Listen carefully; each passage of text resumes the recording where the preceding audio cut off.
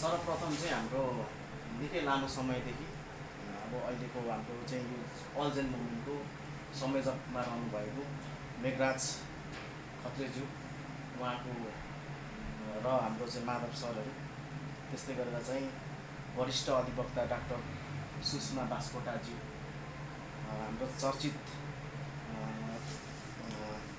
Professor पनि हुनुहुँदो रहेछ, साहित्यकार कृष्ण हरि बराल, हाम्रो आदरणीयज्यू, अनि जनक थापा र कृषि क्रान्तिको एउटा अभियन्ता हाम्रो चाहिँ जेएनजी समूहको नेतृत्व र लामो समयदेखि काङ्ग्रेस एमाले भन्दा पनि राष्ट्रको लागि चाहिँ चिन्ता गर्न सक्ने राष्ट्रवादी नेताको रूपमा हामीले चिनेको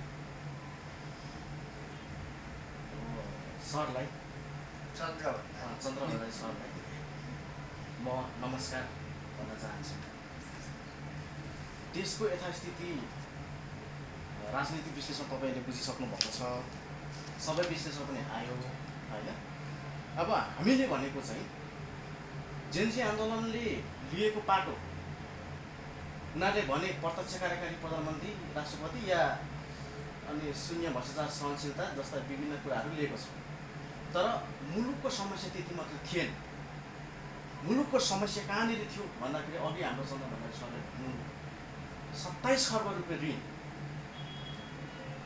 अनि हाम्रो आय सङ्कलन 11 खर्ब, प्रशासनिक भत्ता 15 खर्ब, 4 खर्ब त प्रशासन पालन सक्ने देश भयो। प्रशासन चलाउनलाई मात्रै ऋण गर्नुपर्ने देश भयो। ऋण तिर्नलाई, ऋणको किस्तामा ब्याज तिर्नको लागि मात्रै 5 खर्ब रुपियाँ चाहिँ प्रत्येक वर्ष चाहिँ तिर्नको लागि चाहिँ हामीले ऋण लिनुपर्ने स्थिति भयो। र काङ्ग्रेसकै गौबा थापा जस्ता साथीहरूले भन्नुभयो यताबाट यति ल्याउने उता भिगन्तेको देश भइसक्यो, किनभने देश त आत्मनिर्भर छ, बाध्यता छ यहाँ सबैलाई। अनि अब अर्को कुरा के भयो भने यो विस्फोट कसरी भइरहेको छ,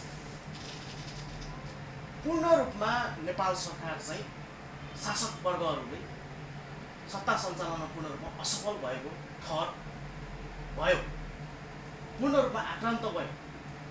आदिवासी जनजातिको कुरा, महिलाको कुरा, पीडितको कुरा, कोही नागरिकता नपाउने भन्ने भनेको छ, कोही चाहिँ तपाईँको चाहिँ अब मिटर ब्याजी होइन, सबै कुराले चाहिँ नेपाल चाहिँ लगभग गुन्डा, घुसखोरी, तस्करी, बिचौलियाको हातमा। अनि निर्वाचन प्रणाली पूर्ण रूपमा खर्चियो। यो निर्वाचन प्रणालीमा म जति नै ठुलो कुरा गरेँ फेरि म चुनाव लडेर आउने हो भने बिचौलियाको हातमा नपरेसम्म म त राजनीति नै गर्न सक्छु। त्यस कारणले गर्दाखेरि मेरो कसैप्रति एमाले, माओवादी, काङ्ग्रेस सबैजनाले देशप्रति एउटा चाहिँ हिजोको दिनमा र अहिलेसम्म राष्ट्रको लागि काम गर्न खोज्नु भएकै हो। तर यो सिस्टमलाई चाहिँ चेन्ज गर्न नसक्दा आफै मुलुकको दलदलमा फसेर आज यो विस्फोट भएको छ। म यो जेएनजी आन्दोलन त्यसरी म चाहिँ विश्लेषण गरेँ। अबको रणनीति के, जेएनजी आन्दोलन पूर्ण रूपले जितिएको हो भनेर ठहर गर्न सकिन्छ एक हिसाबले, आन्दोलनको हिसाब, र आन्दोलन होइन यसलाई त विद्रोह हो भनेर पनि व्याख्या हुने स्थिति आइसकेको छ। विद्रोह भनेको त फेरि परिस्थितिलाई अपराधीकरण पनि हुन्छ होइन, दुईवटा दोहोरो कुराहरू हुन्छन् नि। त्यस कारणले यो कुरामा जेएनजीको असङ्गठित, अपरिपक्वता र नेतृत्व विहीनको आन्दोलन अनि निश्चित ट्र्याक लाइन, कङ्क्रिट एउटा चाहिँ योजना नहुनाले आज यो आन्दोलन तुलिएको छ। तर अझै पनि अन्तरिम सरकार रहेसम्म हामीले गर्ने के, अबको चाहिँ निकास के गर्दा मुलुक बनाउन सकिन्छ, र कता कता तपाईँहरूले पनि भन्नुभयो मोडालिटी, संविधान संशोधन गर्ने के चाहिँ संविधान चेन्ज गर्ने तपाईँसँग के छ भन्ने कुरा छ। त्यस कारणले गर्दा हामीले अब जेएनजी मात्रै भनेर पुगेन, अल्जेन मुभमेन्ट भनेर स्थापना गरौँ भनेर सिंहदरबारमा गएर एकछिन तमास गऱ्यौँ, 27-28 भन्दा ठुले त्यसपछि हामीले के, त्यसको हाम्रो अर्थ हो अल्जेन मुभमेन्ट स्थापना गर्नु थियो। हामी मान्छेमा पपुलारिटी भयो भएन त्यो अलग कुरा हो, तर हाम्रो सिद्धान्त र नैचर हाम्रो चाहिँ यो लक्ष्य के हो भन्ने कुरा सबैलाई हामी भुइँमा होस्, हलो कुटो कोदाले जोत्योस् या अमेरिकाको टेस्ला कम्पनीमा काम गरेको छ विद्वान, तर जे भए पनि एकै ठाउँमा बसेर अल्जेनको रूपमा सबै जेनेरेसनहरूको चाहिँ एउटा साझा संस्थाको रूपमा अल्जेन मुभमेन्ट हामीले स्थापना गरेको छौँ। र यसको मुख्य सेडेन हाम्रो एजेन्डा छ र यही एजेन्डा मार्फत तपाईँहरूलाई कन्भिन्स पनि गराउने र यो मुद्दामा ट्र्याकमा पनि ल्याउने र त्यहाँ सिग्नेचर सहित गराएर एउटा राष्ट्रको अग्रगामी निकास खोज्ने बाटोमा हो हामी। अब विश्लेषण गरौँ अहिलेको अन्तरिम सरकारमा जेन्जी कति पछि सहभागिता छ? जेन्जी त आन्दोलन त जेन्जीको बनाएको छ, सरकार जेन्जीको बनाएको छ होइन। अब राष्ट्रिय सहमतिको सरकार किन चाहियो? त्यसलाई फुट गरौँ। अहिलेको अन्तरिम सरकार नेपाली काङ्ग्रेस र नेकपा एमाले एउटा राष्ट्रिय दललाई बहिष्कार गरेर चुनाव हुन सक्दैन 100% कुरा। रवि लगायत जतिजना छुटेर चाहिँ माहौल क्रिएट गरे पनि, संविधान निर्वाचनको माहौल तयार गरे पनि चुनाव हुने बित्तिकै राष्ट्रिय दलहरू पनि असन्तुष्ट र जेएनजीको माग पनि समावेश नहुने र यो अहिलेको निर्वाचन यो जुन सङ्घीय संरचना र यहाँ भएका विकराल समस्याको समाधान गर्ने गरी कानुन संशोधन हुँदैन भने यथास्थितिमा न संसद पुनर्स्थापना गर्न सकिन्छ न चुनाव गर्न सकिन्छ। दुईटै कुराले नेपालमा गृहयुद्धमा फस्ने कुरा 80% प्रबल सम्भावना छ र यसको मूल निकास के हो त? अब होइन चुनाव पनि हुँदैन, संसद पुनर्स्थापना पनि हुँदैन। त्यसो भए सर्वपक्षीय सरकार गठन गरौँ, निश्चित स्वार्थमा। स्वार्थ के भन्ने कुरा हुन्छ त्यसमा। अब पर्सेन्टेज पनि मिलाएर जेएनजीलाई 40% सहभागिता गरौँ, दलहरूलाई 40% सहभागिता गरौँ, बौद्धिक तर्कलाई 20%, त्यहाँ नागरिक समाजको अभियन्ता पनि अटाइन्छ। त्यति गरेर राष्ट्रिय सहमतिको सरकार बन्छ। त्यसको स्वार्थ के हुन्छ? संविधान पुनः अवलोकन आयोग गठन गर्ने, त्यसबाट पुनर्लेखन गर्ने या संशोधन गर्ने। अघि चन्द्र भण्डारी जस्तो एउटा दिग्गज व्यक्तित्वले भन्नुभयो 17,000 मान्छे मारेर ल्याएको संविधान च्याप्ने हो त? बलिदानको त कता हुन्छ होला नि त। त्यस कारणले प्रगतिशील नेपाललाई थेक्न सक्ने अहिलेको चाहिँ हाम्रो अर्थतन्त्रले धान्न सक्ने विषयवस्तुहरूलाई राख्नुपर्छ र हटाउनु पर्ने कुराहरू हटाउनुपर्छ। र के कुरा हटाउने? अब मोरालिटीको कुराहरू भयो। मैले एउटा म सानै मान्छे, धेरै पढेको पनि छुइनँ, तर मैले एउटा चाहिँ यो अर्बन मुभमेन्ट स्थापना हुने बित्तिकै एउटा पुस्तक मैले हाम्रो मेघराज सर र हाम्रो टिमलाई दिएको छु। चन्द्र भण्डारीज्यूले भने जस्तो कुराहरू त्यहाँ छ। मैले अध्ययन गरेर 1.5 वर्ष लगाएर मैले त्यो एउटा बनाएको। अब पहिलो चाहिँ हामी अन्तरिम संविधान जारी गर्ने या पुनर्लेखन गर्ने या संशोधन गर्ने पक्षमा सहमति हुन्छौँ। त्यसपछि दलहरूलाई सर्वपक्षीय सहमतिको लागि चाहिँ हामी कन्भिन्स गराउँछौँ।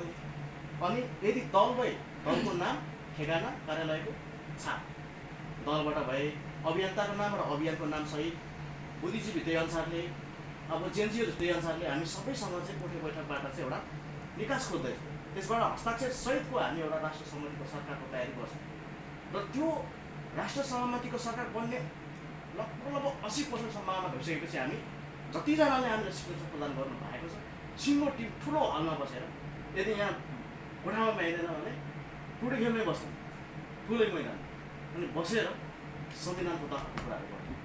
त्यहाँ मैले पनि भनेको छु, राष्ट्रिय सभा थिच्न सक्ने नसक्ने, कुलीन वर्गहरू र धनी वर्गहरू भने जस्तो पश्चिमा राष्ट्रबाट आएको जसले चुनाव पनि लड्नु पर्ने पुँजीपति वर्गहरू चाहिँ सधैँ शासन गरिराख्नु पर्ने। यस अर्थमा 2 सदनको सरकार नेपालमा चाहिँदैन भन्ने मान्छे हो। त्यसको लागि बौद्धिक लेभलको मान्छेहरू त्यहाँ राख्न सक्छ सरकारले, तर 2 सदनको सरकार पाउँदैन। अब सङ्घीय संरचनाको प्रदेशको कुरा, धरातल सभ्यता कसैले पनि बिर्सिनु हुँदैन।